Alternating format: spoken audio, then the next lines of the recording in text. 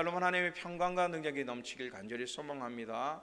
그리고 성지 인사를 하도록 하겠습니다. 어떻게 한다고요?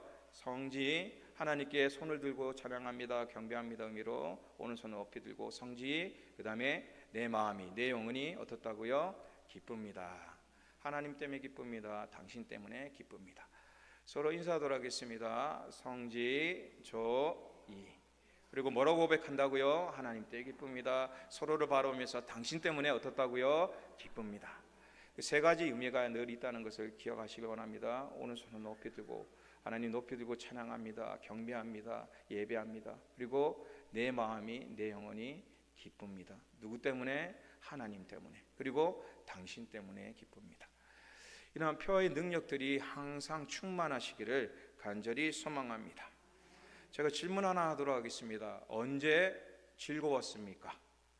최근에 언제 마음껏 웃어 보셨습니까? 즐겁다는 것은 무엇이냐면 마음이 들어 흐뭇하고 기쁘다는 의미를 가지고 있습니다. 그리고 말씀을 준비하면서 깜짝 놀랐던 것이 무엇이냐면 웃음의 종류가 생각보다 굉장히 많습니다. 웃음의 종류가 무엇이 있냐면 미소, 소리 없이 방긋이 웃음, 목소, 눈웃음, 담소, 대화 중 자연스럽게 웃음, 박장대소, 속발치며 크게 웃음, 폭소, 갑자기 쏟아지는 웃음, 홍소, 입을 크게 벌리고 웃음. 그리고 희소는 뭐라고요? 희소, 기쁜 마음에 저절로 웃음. 이 웃음의 종류 중에서 희소라는 게 참 와닿는 것 같습니다. 어떤 웃음이냐면 이 마음 속에서 기쁨이 충만해서 저절로 나오는 표정, 그것을 우리는 희소라고 얘기할 수 있습니다. 그렇다면 어떻게 하면 우리가 즐거움을 회복할 수 있을까요? 어떻게 하면 희소의 기쁨이 충만할 수 있을까요? 저도 말씀을 준비하면서 즐거움이라는 것이 그냥 단지 웃기다 하고 다르잖아요. 즐거움이라는 것은 만족하는 거예요. 너무나 흡족해서 저절로 나오는 내 마음의 상태가 바로 즐거움입니다. 언제 즐거우십니까? 최근에 언제 즐거우셨습니까?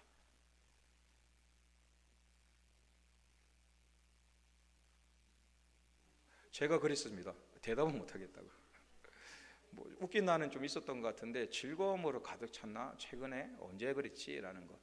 부분적으로 무엇이 생기고 무엇인가 맛있는 것이 생긴 것, 어떠한 물건과 행위 때문에 즐거웠지 이 마음속에 즐거움이 항상 있었는가라는 질문. 그래서 말씀을 준비하면서 이 희소의 웃음이 믿는 자에게는 정말 충만하게 있어야 하는데 이러한 즐거움이 어떤 상황과 환경을 통하여 많이 상실되었구나. 그렇다면 이 즐거움을 어떻게 회복할 수 있을까? 더 나아가 희소, 마음에서 가득 차는 이러한 모습이 어떻게 하면 회복될 수 있을까? 이번 주에 회복을 넘어 도약이라는 단어를 가지고 표를 가지고 계속 나가고 있잖아요. 그래서 상반기 때는 계속적으로 우리가 회복해야 할 것, 그리고 하반기에는 어떻게 하면 도약할 거에 대해서 주제를 가지고 계속 말씀을 전할 텐데요. 수요 오전 예배를 통하여 영혼과 우리의 삶이 회복되기를 간절히 소망합니다. 그렇다면 성경은요, 이 즐거움에 대해서 단호하게 이렇게 하면 된다라고 말씀하고 있죠. 뭐라고 얘기하고 있냐면 따라합니다. 안식일이, 주일이 어떤 날이 된다고요? 즐거운 날이 되어야 한다라고 말씀하고 있습니다. 13절 말씀에 만일 안식일에 내 발을 금하며 내 성인의 오락을 행하지 아니하고 안식일을 일컬어 즐거운 날이라 여호와의 성일을 존귀한 날이라 하여 이를 존귀하게 여기고 내 길로 행하지 아니하면 내 오락을 구하지 아니하면 사사로운 말을 하지 아니하면 이라고 말씀하고 있죠. 성경은 단호하게 안식일이 즐거운 날이다, 안식일을 통하여 예배를 통하여 즐거움이 회복되어야 한다라고 간단하면서도 명확하게 선포하고 있다는 것입니다. 그렇다면 우리의 즐거움인 안식일과 또 주일, 더 나아가 우리의 예배를 어떻게 하면 즐거움으로써 회복할 수 있습니까? 그것에 대해서 오늘 말씀을 나누고자 합니다. 먼저 우리가 이 예배의 즐거움을 회복하기 위해서는 어떻게 하셔야냐면 함께 고백합니다. 즐거움은 하나님의 인도하심으로부터 시작됩니다. 즐거움은 하나님의 인도하심으로부터 시작된다라고 말씀하고 있죠. 이사야 58장 11절 말씀에는 여호와가 너를 항상 인도하여 메마른 곳에서도 내 영혼을 만족하게 하며 내 뼈를 견고하게 하리니 너는 물된 동산 같겠고 물이 끊어지지 아니하는 샘 같을 것이다 라고 말씀하고 있죠. 성경은 뭐라고 표현하고 있냐면 우리를 메마른 곳에서 인도하여 주신다라고 말씀하고 있습니다. 성경은 세상을 뭐라고 표현하고 있냐면 메마른 곳이다라고 표현하고 있죠. 이 마른 곳이라는 것은 차우차우터라는 뜻을 가지고 있는데 태양의 강렬한 햇살에 노출되거나 가뭄 때문에 습기가 완전히 말라버린 곳을 메마른 곳이라고 얘기하고 있습니다. 성경은 그 당시의 애굽을 또 우리가 살고 있는 세상을 메마른 곳이다라고 표현하고 있죠. 이 메마른 곳에서 우리의 영혼을 만족시키기 위해서 어떻게 하신다고요? 인도해 주신다라고 말씀하고 계시고 표현하고 계십니다. 그리고 더 나아가서 이 인도하심이 신명기 6장에 자세히 설명하고 있습니다. 우리를 인도하시는 이유가 도대체 무엇인가? 신명기 6장 20절과 25절 말씀입니다. 후일에 내 아들이 내게 묻기를 우리 하나님 여호와께서 명령하신 증거와 규례와 벽도가 무슨 뜻이냐 하거든 너는 내 아들들에게 이르기를 우리가 옛적에 애굽에서 바로의 종이 되었더니 여호와께서 권능의 손으로 우리를 애굽에서 인도하여 내셨나니 곧 여호와께서 우리의 목전에서 크고 두려운 이적과 기사를 애굽과 바로와 그의 온 집에 베푸시고 우리 조상들에게 맹세하신 땅을 우리에게 주어 들어가게 하시려고 우리를 거기서 인도하여 내시고 여호와께서 우리에게 이 모든 규례를 지키라 명령하셨으니 이는 우리가 우리 하나님 여호와를 경외하여 항상 복을 누리게 하기 위함이며 또 여호와께서 우리를 오늘과 같이 살게 하려 하심이다. 우리가 그 명령하신 대로 이 모든 명령을 우리 하나님 여호와 앞에서 삼가 지키며 그것이 곧 우리의 의로움이라 할지니라. 아멘. 이 말씀은 무엇이냐면 이것입니다. 자손들이 이렇게 묻는 것이죠. 왜 하나님께서 우리를 애굽에서 가나안 땅으로 인도하셨습니까? 그리고 더 나아가 규례와 법도 지금 지키고 있는 예배와 신앙생활을 무엇 때문에 해야 합니까? 라는 질문을 받았을 때 그에 대해서 뭐라고 대답할 수 있냐라는 질문입니다. 왜 하나님께서 애굽 땅에서 가나안으로 이끄셨는가? 그리고 규례와 법도를 주시고 예배를 주시면서 왜 이것을 지키라고 말씀하고 있는가? 지금 현재는 이렇게 물을 수 있죠. 우리를 왜 세상에서 선택하여 주셔서 메마른 곳에서 성전으로 인도하셨는가? 더 나아가 하나님께서 왜 우리에게 예배를 드리라고 주일 성수를 해라고 말씀하고 있는가? 그 해답을 발견할 때 우리는 즐거움을 회복할 수 있다고 말씀하시는데요. 그 해답은 24절과 25절 말씀에 있다고 표현하고 있습니다. 다시 한번 보여드리도록 하겠습니다. 24절 말씀에 같이 한번 읽어보도록 할게요. 여호와께서 우리에게 이 모든 규례를 지키라 명령하셨으니 이는 우리가 어떻게 한다고요? 우리 하나님 여호와를 경외하여 항상 복을 누리게 하기 위하심이며 또 여호와께서 우리를 오늘과 같이 살게 하려 하십니다. 그대로 말씀 두도록 하겠습니다. 하나님께서 우리를 인도하신 이유, 메마른 땅에서 더 나아가 주일 예배를 드리게 하는 이유, 더 나아가 예배 때 우리를 모이게 하는 이유가 무엇이냐면 하나님께서 이렇게 말씀하고 계시죠. 우리 하나님 여호와를 경외할 수 있도록 이라는 편입니다. 하나님을 인정하고 그분을 높일 수 있도록 우리에게 통로를 허락해 주신다라고 말씀하시면서 그를 통하여 우리에게 주시길 원한 것이 있는데 무엇이냐면 복입니다. 복. 하나님이 형통의 복을 주시고 하나님과 동행할 수 있는 복을 주시고 하나님의 역사와 능력을 체험할 수 있는 하나님의 살아계심을 경험할 수 있는 복을 하나님께서 주시기 위해 우리를 부르셨다라고 말씀하고 있죠. 그리고 이러한 복은 무엇이냐면 애굽 땅에 옛날에 있었던 것이 아니라 우리를 어떻게 한다고요? 오늘과 같이 지금 현재라고 표현하고 있는 것입니다. 다른 말로 우리에게 신앙생활과 예배를 허락하신 이유는 하나님께 경배드리고 그를 통하여 하나님의 능력과 은혜를 체험하는 것을 오늘 지금 경험할 수 있도록 통로를 주셨다라고 말씀하고 있죠. 그리고 이 과정을 하나님께서 뭐라고 또 표현하냐면 25절 말씀입니다. 함께 고백합니다. 우리가 그 명령하신 대로 이 모든 명령을 우리 하나님 여호와 앞에서 삼가 지키면 그것이 우리의 뭐라고요? 곧 우리의 의로움이라 할지니라. 주일 예배를 드리는 것, 예배를 드리는 자체를 하나님께서 뭐라고 받으시냐면 의로움이라고 인정하신다라고 말씀하고 있습니다. 우리는 죄인이잖아요. 숨 쉬는 것도 죄인이잖아요.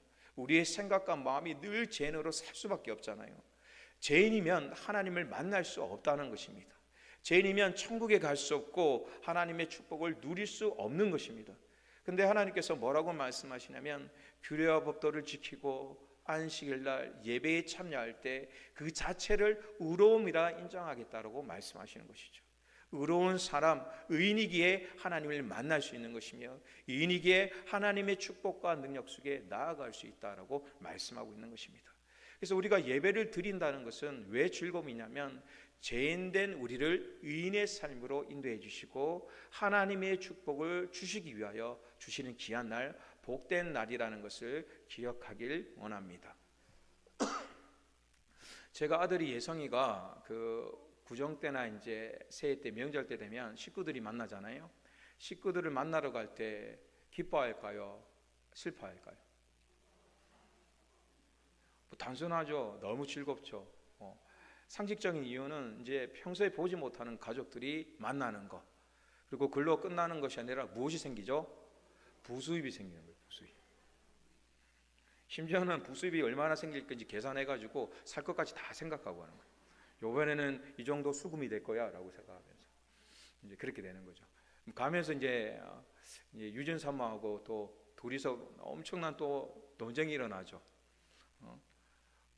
저기 유전 사모 입장에서는 야 그렇게 수금이 되면 어떻게 하자고요? 학비와 책에 대해서 써야 된다 그러고 이제 아들은 그걸 통하여 뭘 사고 싶어라고 얘기하는 거죠. 갈 때마다 이렇게 마음이 부푸는 거죠. 왜 부푸냐면 가게 되면 식구를 만나지만 또 세배나 인사할 때 반드시 부수입이 생긴다. 그것으로 무엇을 할까? 막 꿈을 꾸면서 가는 거죠. 그래서 기다리는 것을 기뻐하고 그 돈이 다 없어질 때까지 최소한 한 주간 동안은 그 희망과 기쁨을 통하여 엄청나게 순종하며 살아갑니다. 그 기쁨이 너무나 좋아가지고 이 말씀은 뭐 때문에 드리냐면 우리의 예배가 그렇게 될 줄 믿습니다. 하나님께서는 이 시간에요 복을 쌓아놓고 기다리십니다. 만복을 쌓아놓고 이 예배 때 몬쪄서 안달인 것이죠. 왜냐하면 하나님의 능력이 남아 돌죠. 피곤치 않으시고 지치지 않으시는 분, 한없는 은혜와 능력을 가지고 계신 분이죠. 그리고 예배 시간에 나올 때마다 의롭다, 귀하다, 착하다, 선하다 얘기하면서 얼마나 우리에게 평안과 화평과 은혜를 주시고자 한다시는 것이죠. 그래서 우리 심령 속에 예배를 나올 때마다 우리가 자녀들이 세뱃돈을 받아날 때 즐거움처럼 뭔가 큰 기쁨과 능력을 기대하며 나가는 것처럼 그러한 기대와 능력이 우리 삶 속에 날마다 있길 간절히 소망합니다. 그래서 예배 때 올 때 따라합니다. 받으러 갑니다. 뭘 받으러 가죠? 하나님께 축복을 받으러 가는 것입니다. 그래서 누군가가 어디 가요? 왜 그렇게 기뻐해요? 그러면 받으러 가는 날이라고. 오늘 뭘 받냐? 그러면 야 세상에 줄 수 없는 하나님의 축복을 받으러 간다. 그 마음을 품고 나오실 때 우리 마음속에 무엇이 일어나냐면 즐거움이 회복될 줄 믿습니다. 예배 때 뭐 하러 나오신다고요? 받으러 나온다. 받으러 오는 날, 하나님의 축복을 받으러 오는 날, 그 마음으로 설렘을 통하여 그 마음을 가지고 우리의 예배가, 우리의 영성이 회복되기를 간절히 소망합니다. 건강에 어려움이 있는 분들은 받으러 와야 되죠. 예배 때 무엇을 받으러 옵니까? 건강의 회복을 위해 그것을 받아가셔야 하는 것입니다. 영혼의 기쁨이 없는 분들은 예배에 나와 하나님께 기쁨을 받아가셔야 하는 것이죠. 그래서 예배는 드림도 있지만 받아가는 즐거움이 있는 것입니다. 그렇게 하나님께서는 우리를 인도하여 주시고 메마른 곳에서 뭐라고 표현했죠? 물된 동상 같은 곳이라는 표현을 쓸 정도로 우리를 기뻐하시고 즐거워하시고 행복해 하신다는 것입니다. 그래서 우리의 예배가 즐거움이 있는 예배, 그것을 날마다 회복하는 예배가 되길 간절히 소망합니다. 그래서 그것을 이제 쉽게 표현하면 이런 표현이죠. 사진을 하나 보여드릴 텐데 무엇이냐면 보이세요? 뭔지? 사람이죠, 사람. 이것이 그 유명한 물반 사람반이 아니라 정말 사람으로 전체 가득 차 있죠. 이 사진은요 중국의 여름의 수영장의 풍경입니다. 꽉 차서 아무것도 할 수 없을 정도로 답답한 모습입니다. 우리가 세상에 살 때 때로는 저런 모습입니다. 세상의 바쁜 일정과 환경으로 인하여 영적으로 아무것도 할 수 없는 마치 애굽의 노예 시절 같은 환경입니다. 그래서 영적으로 모든 것이 메말라 갑니다. 그러나 하나님이 인도하신 예배는 무엇입니까? 목자 되신 주님께서 우리를 쉴만한 장소와 물가로 인도하십니다. 우리를 밀된 동산으로 이끌어 주시는 것입니다. 그날이 바로 안식일이며 주일입니다. 주일은 예배는 메마른 우리의 심령을 영적으로 물된 동산으로 이끌어 주시고 영혼의 만족함을 주시는 것입니다. 그래서 예배는 고통이 아닌 영의 만족의 날입니다. 즐거운 날이 될 줄 믿습니다. 두 번째는 무엇입니까? 즐거움은 무너진 데를 보수할 때 회복됩니다. 함께 고백합니다. 즐거움은 무너진 데를 보수할 때 회복됩니다. 12절 말씀입니다. 내게서 날 자들이 오래 항폐된 곳들을 다시 세울 것이며 너는 역대에 파괴된 기초를 쌓으리니 너를 일컬어 무너진 데를 보수하는 자라 할 것이며 길을 수축하여 거할 곳이 되게 하는 자라 하리라 라고 말씀하고 있죠. 우리를 보수하는 자, 기초를 쌓는 자라는 표현을 쓰고 있습니다. 집이 오래되면 무엇을 하냐면 리모델링을 하게 됩니다. 그것을 보수 작업이라고 하게 되죠. 건물을 보니까 저희 교회처럼 벽돌로 지은 곳 이제 세월이 지나서 리모델링 하게 되는데 집이 보수되면 어떻게 되냐면 새 집처럼 바뀌게 되는 것입니다. 완벽히 새로 진 것은 아니지만 리모델링을 통하여 무엇을 느끼게 되냐면 새로운 집처럼 느낄 수 있는 힘과 즐거움이 있죠. 그래서 세월이 지나면 무엇을 하냐면 리모델링을 하게 되는 것이죠. 앞에 그림이 리모델링 하니까 어떻습니까? 새 집처럼 보이는 것이죠. 새로운 건축물은 아니지만 새로운 느낌을 가지고 살아갈 수 있다라고 얘기할 수 있는 것입니다. 그러니까 마찬가지로 우리 예배도 어떻게 돼야 되냐면 날마다 말씀을 통하여 영적으로 보수하는 날이 바로 예배의 날이라는 것이죠. 우리의 삶을 점검하고 무너진 데가 없는지, 파괴된 데가 없는지, 새로워질 것이 없는지를 보는 것이, 더러 말로 영적으로 보는 날이, 보수하는 날이 바로 예배다라고 말씀하고 있습니다. 자, 그런데 보수하는 작업이 즐겁습니까? 괴롭습니까? 뭐 안 해보셨어요? 대청소하면 좋습니까? 그 과정 좋아요? 다 드러나야 되고 다 치워야 되고 보면서 야 이렇게 더러워 이렇게 괴로워. 그러니까 청소는 해도 대청소는 잘 안 하죠. 왜? 너무 힘드니까. 힘들어서 괴로워서 그렇죠. 그래서 대청소하는 것은 즐거움은 아닙니다. 그런데 문제가 있죠. 대청소를 하지 않으면 어떻게 되죠? 보이지 않는 곳에 계속 먼지와 또 더러운 것이 쌓이게 되는 것이죠. 나중에 건강을 해치고 미관상으로 좋지 않고 냄새가 나게 시작하는 것입니다. 마찬가지로 우리가 영적인 보수를 하지 않는다면, 더 나아가 예배를 통하여 점검하지 않으면 하나님께서 우리의 삶이 이렇게 된다라고 표현하고 계십니다. 히브리서 3장 10절과 12절 말씀, 영적인 보수가 없는 삶은 이렇게 될 것이다 라고 말씀하고 있죠. 함께 고백하도록 하겠습니다. 그러므로 내가 이 세대에게 노하여 이르기를 그들이 항상 마음이 미혹되어 내 길을 알지 못하는도다 하였고 내가 노하여 맹세한 바와 같이 그들은 내 안식에 들어오지 못하리라 하였다 하였느니라. 형제들아 너희는 삼가 혹 너희 중에 누가 믿지 아니하는 악한 마음을 품고 살아계신 하나님에게서 떨어질까 조심할 것이요. 다시 한번 말씀을 볼까요? 10절과 11절 말씀 비춰도록 하겠습니다. 뭐라고 얘기하냐면 이 세대에 어떻게 해요? 보수하지 않고 회개하지 않으면 하나님의 진노를 받게 되는 것입니다. 하나님의 저주와 하나님의 멸절을 당하게 되는 것이죠. 그래서 우리는 어떻게 되냐면 항상 마음이 미혹되지 않는지, 더 나아가 내가 올바른 신앙생활을 하는지 알지 못하게 되면 어떻게 된다고요? 하나님의 안식의 예배에, 안식일에 참여할 수 없다라고 말씀하고 있습니다. 그러니까 예배는 드리고 있는데 마음속에 평안이 없는 것입니다. 신앙생활을 열심히 하는 것처럼 하고 있는데 마음속에 기쁨과 하나님 주신 평화가 없다라는 것입니다. 무엇입니까? 자신의 삶을, 자신의 마음을 점검하지 않을 때, 그리고 그 점검하지 않음을 통하여 결과적으로 어떻게 된다고요? 12절 말씀에 정말 무서운 존재를 내리게 되죠. 형제들아 너희는 삼가 호흡 너희 중에 누가 믿지 아니하는 악한 마음을 품고, 더 나아가 믿음이 없음을 악하다라고 표현하고 계시죠. 그리고 어떻게 된다고요? 따라합니다. 살아계신 어떤 하나님? 살아계신 하나님에게서 떨어질까라는 표현을 쓰고 있는 것입니다. 우리가 예배를 통하여 영적인 점검 없이 그냥 대충대충 늘 하는 종교의 생활을 하게 되면 우리의 마음이 미혹돼서 내가 온전히 사는 것인지 바로 사는 것인지 알지 못하고 깨닫지 못하고, 그런데도 그 일을 살아가게 되면 어떻게 되면 믿음이 사라지게 된다라고 표현하고 있습니다. 그러면서 살아계신 하나님을 보지 못하고 만나지 못함을 통하여 어떻게 된다고요? 그분의 손에, 그분의 품속에서 우리가 떨어지게 된다라고 표현하고 있는 것이죠.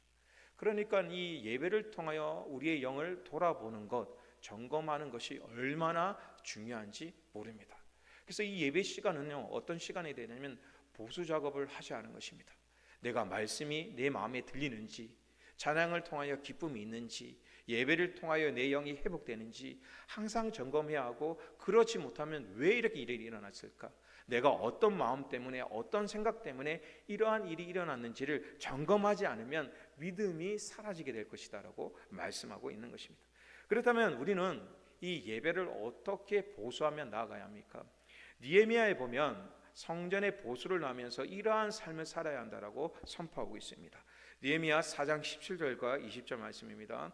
함께 고백하도록 하겠습니다. 성을 건축하는 자와 짐을 나누는 자는 다 각각 한 손으로 일을 하며 한 손에는 병기를 잡았는데, 건축하는 자는 각각 허리에 칼을 차고 건축하며 나팔 부는 자는 내 곁에 서섰느니라. 내가 귀족들과 민장들과 남은 백성에게 이르기를 이 공사는 크고 넓으므로 우리가 성에서 떨어져 거리가 먼즉 너희는 어디서든지 나팔 소리가 듣거든 그리로 모여서 우리에게로 나아오라. 우리 하나님이 우리를 위하여 싸우시리라 하였느니라. 아멘. 느헤미야가 성전 보수를 하려고 했었는데 문제가 생겼죠. 암몬과 아라비아 사람들이 그것을 보면서 저주하면서 야, 저 정도 가지고 되겠어? 또 더 나아가 모반을 하려고 한다, 반란을 하려고 한다, 많은 사람들이 침공하려고 한다, 저주와 또 여러 가지 비판을 하면서 어렵게 만들었죠. 그래서 느헤미야가 어떻게 했냐면 이렇게 했습니다. 너희들이 일을 해야 하는데 일을 할 때 옆에 무엇을 차야 된다고요? 칼을 차고 한 손에는 삽을 들고, 칼을 차고 한 손에는 주걱을 들고, 칼을 차고 한 손에는 자기의 일을 하고, 더 나아가 그렇게 모든 일을 감당해야 한다라고 말씀하고 있죠. 자, 오늘 가정에서 나가서 일을 하시고 또 시장을 볼 때 무엇을 들고 가시냐면 냄비 있죠. 냄비 있죠. 커다란 한 4인용 냄비를 들고 다니면서 장을 보시면 편하세요, 불편하세요? 그 냄비를 들고 설거지를 하면 편하세요, 불편하세요? 그 냄비를 들고 사람을 만나면 편하세요, 불편하세요? 엄청 불편하죠. 이유가 무엇이냐면 그 물건은 지금 우리와 상관없기 때문인 것입니다. 냄비라는 것은 부엌에서 요리할 때는 쓰는 것이지, 이것을 사람을 만날 때 들고 다닌다, 무엇을 한다? 거추장스러운 것이죠. 이 말은 무슨 말이냐면 우리가 주일날 나와서 보수 작업을 하기 위해서는 평소에 느헤미야가 주장했던 것처럼 가정에서 직장생활 속에 살아갈 때 항상 우리의 마음속에 무엇이 있어야 된다고요? 말씀이 있어야 한다라고 얘기하고 있는 것입니다. 직장이 있다고 해서 우리의 마음과 생각을 다 직장 속에, 자녀 속에, 가정 속에 붓고 살아가는 것이 아니라 늘 한쪽에는 말씀으로서, 또 하나님에 대한 예배로서, 순종으로서 영적인 것을 가지고 살아가야 내가 잘하고 있는지 못하고 있는지를 점검할 수 있다라고 말씀하고 있죠. 그래서 에베소서에는 우리의 삶을 6장 17절에 이러한 삶으로 늘 점검하며 살아야 한다라고 말씀하고 있죠. 무엇입니까? 구원의 투구와 성령의 검 곧 하나님의 말씀을 가지라. 이 말씀은 예배 때만 얘기한 것이 아니라 평소에 그러한 삶으로 살아야 한다라고 말씀하는 것입니다. 그래서 주일 예배는 어떤 것이냐면 이런 것입니다. 각자의 삶 속에 구원의 투구를 가지고 성령의 말씀을 가지고 살아가다가 나팔 소리가 울려 퍼지죠. 어떤 소리입니까? 예배의 소리, 은혜의 소리, 기도의 소리가 되면 우리가 군사가 되어서 한 곳에 모이는 것입니다. 한 사람의 예배가 아니라 군사적인 역할과 능력으로서 하나님께 나아가는 것이 바로 영적인 예배일 줄 믿습니다. 한 사람이 나와 기도하는 것 좋습니다. 훌륭합니다. 그러나 많은 사람이 한 자리에 나와 하나님께 기도할 때 또 하나님의 주시는 특별한 축복과 능력이 있을 줄 믿습니다. 혼자 나와서 찬양하는 시간도 좋습니다. 그러나 함께 나와 찬양할 때 그 찬양의 시간을 통하여 위로를 받고 생명을 얻고 새롭게 나갈 수 있는 시간인 것이죠. 그래서 우리가 하루는 어떻게 사냐면 일주일 동안 각자의 삶 속에 교회를 생각하고 예배를 생각하고 살아가다가 나팔 소리, 예배 소리가 들릴 때 모든 사람이 성전에 모여 하나님께 영광 돌리는 날이 무슨 날입니까? 바로 거룩한 예배의 날, 능력의 날일 줄 믿습니다. 그래서 예배 때는 회복하기 위해서 어떻게 해야 하냐면 이 자리에 반드시 나오셔야 하는 것입니다. 예배의 나팔 소리가 불릴 때 그 소리를 듣고 모든 것을 멈추고 영적인 장소로 나아갈 때 우리를 점검할 수 있고 회복의 시간이 될 줄 믿습니다. 그래서 늘 공적인 예배 자리에 빠지지 않으시고 예배를 통하여 늘 점검받으시고 회복되는 귀한 영성이 있길 간절히 소망합니다. 그리고 마지막입니다. 마지막 세 번째 무엇입니까? 즐거움은 하나님 안에서 얻습니다. 함께 고백하도록 하겠습니다. 즐거움은 하나님 안에서 없습니다. 14절 말씀 같이 합독합니다. 내가 여호와 안에서 즐거움을 얻을 것이라. 내가 너를 땅의 높은 곳에 올리고 네 조상 야곱의 기업으로 기르리라. 여호와의 입의 말씀이니라. 다시 좀 근본적인 질문으로 돌아갈까요? 여러분 주일 예배 때 즐겁습니까? 주일 예배 되면 전날에 막 설레십니까? 부럽습니다. 저는 이제 직업병이 있죠. 토요일만 되면은 즐겁지 않기 시작하죠. 이제 딱 좋을 때가 언제냐면 금요일 날 심야 예배 딱 마칠 때. 그때 너무 행복합니다. 왜입니까? 일단 토요일 날 새벽 기도가 없잖아요. 새벽 예배가 없다는 그 즐거움이 얼마나 즐거운지 몰라요.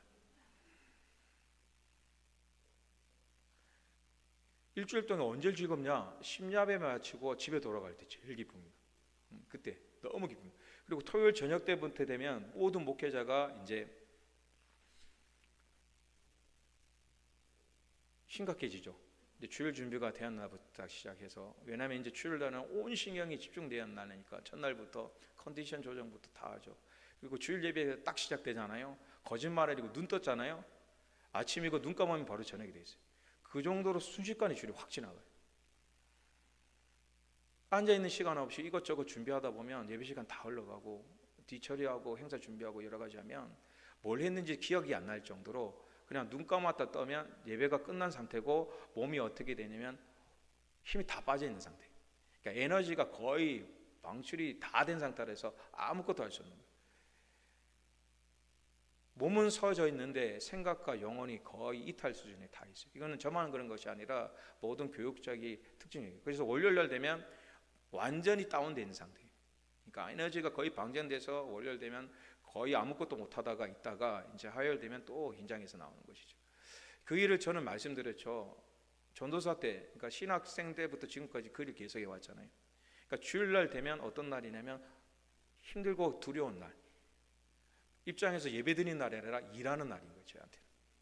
그래서 말씀을 요번에 준비하면서 굉장히 괴로웠어요. 왜 괴로우냐면 말씀은 안식일 날 즐거워야 돼요, 예배는 즐거워야 돼라고 표현을 하는데 제가 그렇지 못한 것을 너무 많이 느끼기 때문인 것이죠. 저에게는 주일은 무슨 날이냐면 일하는 날이에요. 사역하는 날.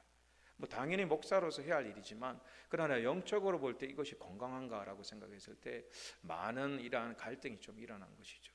그러면서 말씀을 준비하면서 왜 이런 일이 일어났을까? 목사면 더욱더 하나님의 예배가 거룩해야 되고 감동이 있어야 하는데 왜 그것을 어느 순간에 상실되어서 일하는 날이 되었을까? 권사님들은 어떻습니까? 여러분들에겐 예배드리는 날입니까? 일하는 날입니까? 거짓말하지 마시고. 그 일을 어디서 발견했냐면 신명기 7장 6절과 8절 말씀 오면서 그렇구나, 우리가 이것을 잃어버렸구나. 같이 한번 보도록 할까요? 7장 6절 8절 말씀 함께 읽습니다. 너는 여호와 내 하나님의 성민이라. 우리가 성민이죠. 하나님의 백성이죠. 내 하나님 여호와께서 지상 만민 중에서 너를 자기 기업의 백성으로 택하셨으니. 세상의 모든 사람 중에 나를, 우리를 택하셨죠. 그리고 성지교회 성전에 모이게 하셨죠. 그 이유가 도대체 뭘까? 7절 말씀에 보니까 여호와께서 뭐라고요? 너희를 기뻐하시고 너희를 택하심은 너희가 다른 민족보다 수요가 많기 때문이 아니니라. 너희는 오히려 모든 민족 중에 가장 적으니. 저기 보세요. 하나님께서 뭐라고 표현하고 있죠? 우리를 기뻐하신다라고 표현하고 있습니다. 그리고 기뻐하시기 때문에 누구를? 나를. 따라합니다. 나를. 오른손 들고 해보세요. 나를. 우리를 어떻게 하셨다고요? 택하셨다. 그런데 그 택한 이유가 뭐냐면 내가 잘났거나 부유하거나 건강하거나 권세가 있는 것이 아니고 무엇이라고요? 오히려 모든 사람 중에, 많은 사람 중에 더 연약하고 더 죄인이고 더 작은 자, 그러한 삶을 살고 있는 사람인데도 불구하고 8절 말씀에 함께 고백합니다. 8절 여호와께서 뭐라고요? 다만 나를 사랑하심으로 말미암아 또는 너희의 조상들에게 하신 맹세를 지키려 하심으로 말미암아 자기의 권능의 손으로 너희를 인도하여 내시되 너희를 그 종 되었던 집에서 애국 왕 바로의 손에서 어떻게 했다고요? 속량하셨나니.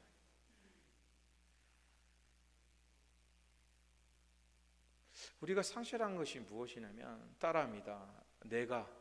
우리가 너무너무 교만합니다. 교만하기 때문인 것이죠. 하나님께서 뭐라고 표현하냐면 너희가 예배드리는 것이 잘났거나 특권이 있어서가 아니라고 말씀하고 계세요. 이유는 하나예요. 하나님이 우리를 기뻐하시고 선택하셔서 그 모든 것들이 사랑이라고 고백하고 있는 것입니다. 더 나아가 우리가 주일 예배가 일하는 날이 된 것은 뭐냐면 따라합니다. 하나님의 사랑을 망각하기 때문입니다. 하나님의 사랑을 잃어버리니까 가장 중요한 것을 잃어버린 것이죠. 이 예배드리는 목적은 뭐죠? 일하는 것이 아닙니다. 찬양 부르기 위해서, 기도하기 위해서 나오는 것이 아닙니다. 이 예배 시간의 핵심은요, 하나님을 사랑하기 위한 것입니다. 우리가 예배 나오는 목적은 하나예요. 목사라서, 장로라서, 권사라서 나오는 것이 아니라 하나님을 우리를 사랑하셨기에 그 사랑이 너무나 감사해서, 그 사랑이 너무나 기뻐서 하나님의 성전으로 나오는 것입니다. 다른 말로 하나님의 사랑이 알면 알수록, 보면 볼수록 너무나 깊고 넓기에 그 사랑이 우리가 감당하지 못할 정도로 너무나 감사하기에 연약하지만 부족하지만 예배의 장소로, 자리로 나오는 것이죠. 그래서 예배에는 무엇이 빠지면 안 되냐면 사랑이라는 단어가 빠지는 순간에 모든 것을 잃어버리는 것입니다. 오늘 우리 교회 속에, 우리 삶 속에 예배를 통하여 반드시 회복되어야 할 것이 무엇이냐면 하나님에 대한 사랑일 줄 믿습니다. 어느 순간에 하나님의 사랑으로 시작했던 사역과 예배가 어느 순간에 일이 되고 부담이 되고 괴로움이 되는 이유가 무엇입니까? 가장 중요했던 하나님의 사랑, 하나님의 은혜, 하나님이 내 첫사랑, 세상과 바꿀 수 없었던 그 기쁨, 그 모든 것들이 어느 순간 상실하게 되는 순간에 고통과 괴로움이 됐다는 것이죠. 저도 목회자가 되면서 늘 언제가 그리움냐면 제가 이제 중학교 2학년 때, 1학년 때 방언을 받았잖아요. 그 방언을 받을 때 모든 사람이 동일하죠. 어떤 역사가 있습니까? 콧물, 눈물 다 쏟아내잖아요. 왜 쏟아냅니까? 자신이 죄인인지를 깨닫기 때문인 것이죠. 자신이 죄인인 것이 얼마나 무서운지, 이 죄가 얼마나 더러운지, 내가 이만한 죄인이구나, 이러한 사람이구나, 더 나아가 회개할 가치도, 회개할 힘도, 회개할 능력도 없구나, 모든 것을 자포자기할 때 그때 하나님께서 한마디 하시죠. 뭐라고 얘기하시죠? 다 용서한다. 그리고 너를 사랑한다. 그 두 단어 아무것도 아니었죠. 그 두 단어가 얼마나 감사하고 행복했는지. 그것이 끝나고 나면 세상에 어떤 것과 바꿀 수 없는 기쁨과 만족감이 있었잖아요. 회개 기도할 때 또 깊은 기도를 할 때 환경은 달라지지 않았지만 세상에 줄 수 없는 영적인 위로와 평안이 우리 삶 속에 있었잖아요. 그 사랑이 있었기에 봉사를 했고 그 사랑이 있었기에 기도를 하였는데 어느 순간에 그 모든 것들이 어떻게 됐습니까? 소멸되었습니다. 간절함도 사라지고 회개의 능력도 사라지고 영적인 것이 무엇인지도 모르고 살아가는, 그냥 하루하루 반복적인 삶을 살아가는 그러한 죽어있는 상태고 된 이유가 무엇일까? 하나님의 사랑을 잃어버린 것입니다. 다시 한번 하나님의 사랑을 무엇을 통하여? 예배를 통하여 회복하시길 간절히 소망합니다. 예배 나오실 때마다, 예배 드릴 때마다 이 나오는 모든 과정은 하나님의 사랑 때문에 나올 수 있는 것입니다. 내가 건강해서 내가 시간에 대해서 나오는 것이 아니라 하나님이 나를 사랑하시고 기뻐하셔서 선택하셨기에 우리가 하나님께 나올 수 있는 것입니다. 그렇기에 이 시간이 감사함과 즐거움이 되어야 하는 것입니다. 그러한 역사와 능력이 날마다 충만하시기를 간절히 소망합니다. 그리고 정말 하나님의 즐거움이 회복되었으면 좋겠습니다. 하나님만 생각하면 기쁘고 감사하고 저절로 웃음이 나올 수 있는 그 영성이 정말 2024년도에는 회복되기를 간절히 축원합니다. 시간 기도하도록 하겠습니다. 기도하실 때 어떤 기도를 하시냐면, 하나님, 내 마음속에 영적인 즐거움이 회복될 수 있도록 도와주시옵소서. 예배가 즐거울 수 있도록 도와주시고 교회가 즐거울 수 있도록 도와주시옵소서. 그렇게 하나님의 사랑을 깨닫게 해달라고 이 시간 예배의 즐거움과 하나님의 사랑의 은혜를 다시 한번 회복해 달라고 이 시간 간절한 마음으로 기도하도록 하겠습니다.